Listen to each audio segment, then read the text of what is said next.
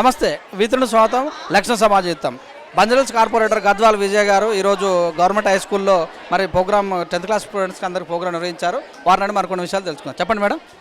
ఏం లేదండి, ఈరోజు గవర్నమెంట్ మన NBT Nagar government high school లోపల 54 స్టూడెంట్స్ ఎవరైతే ఎగ్జామ్ రాశారో ఆల్ 54 స్టూడెంట్స్ పాస్ అయ్యారు. So we got 100% result and this is the first time that we got such kind of result. So అందుకనే నేను పిల్లల్ని ఇంకా ఎంకరేజ్ చేయడానికి, టీచర్స్కి థ్యాంక్ యూ చెప్పడానికి, వాళ్ళ డెడికేషన్ కోసము today we did a little felicitation to the teachers and also to students.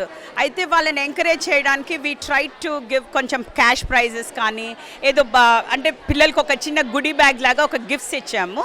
Apart from that నా మెయిన్ ఫోకస్ ఏంటంటే రేపు ఇది NBT Nagar most of it is a slum area. అయితే టీచర్స్ మైట్ నాట్ బి వాళ్ళ reach లోపల ఉండకపోవచ్చు, ఎందుకంటే they are busy in their own field. అందుకని నేను ఇది ఒక ప్రాస్పెక్టస్ తయారు చేశాను.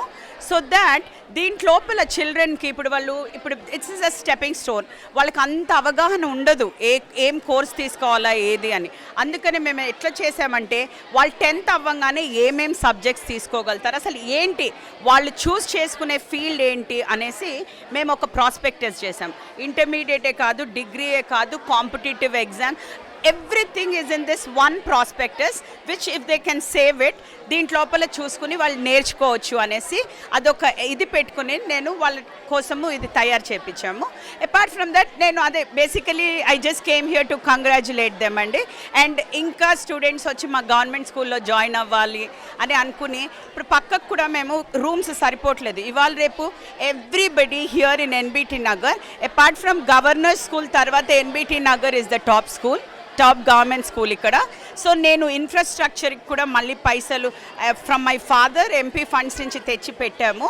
అండ్ నాది ఒకటే గోల్ అండి, I want to apart from this, ఎందుకంటే lot of children will drop out after 10th. ఆడపిల్లల్ని స్పెషలీ పేరెంట్స్ పంపివ్వరు. అందుకని ఐ వాంట్ టు స్టార్ట్ ఒక ఇంటర్మీడియట్ కాలేజ్ కూడా ఒకటి స్టార్ట్ చేసేస్తే మన పిల్లలు ఇంటర్మీడియట్ వరకు గ్యారంటీగా చదువుతారు.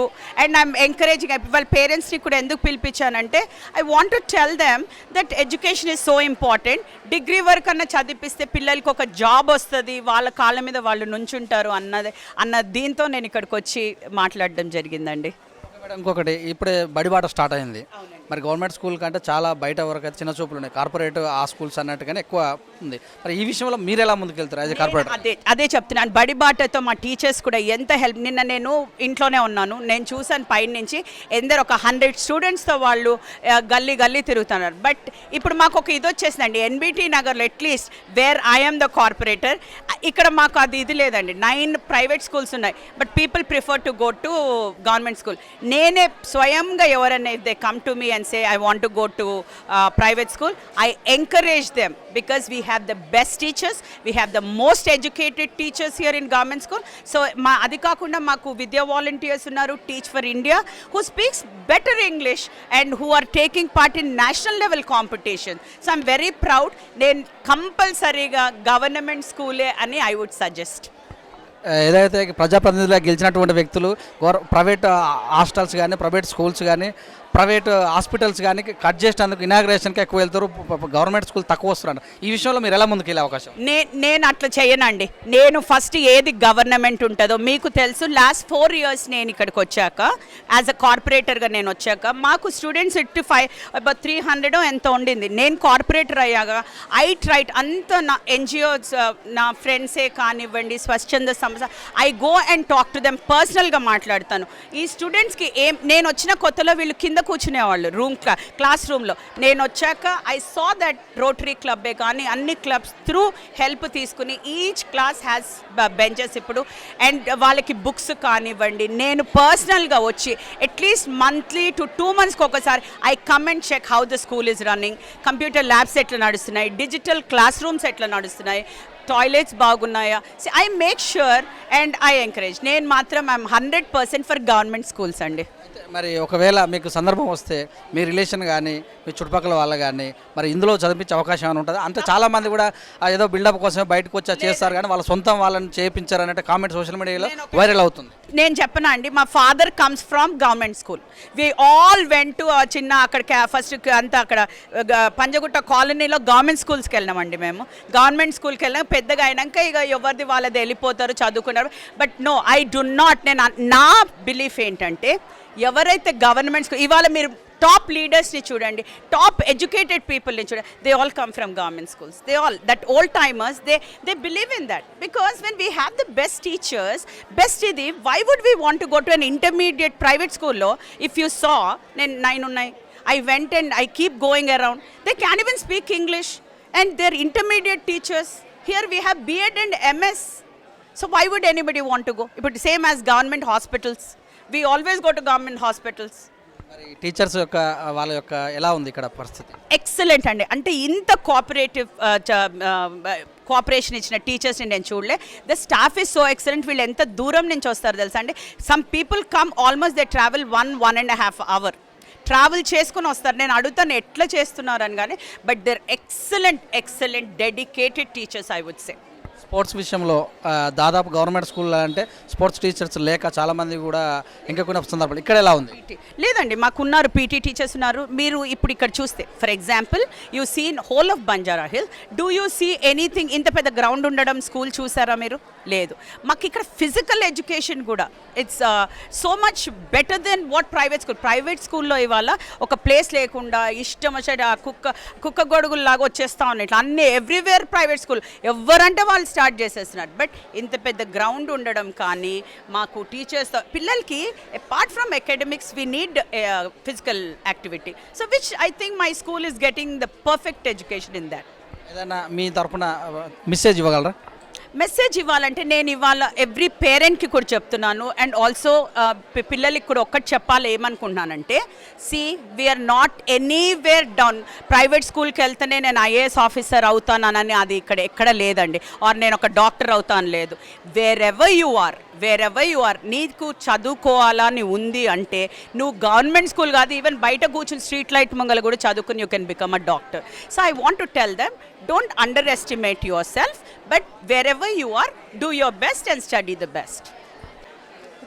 మేడం కోఆపరేషన్ అయితే చాలా ఉందండి.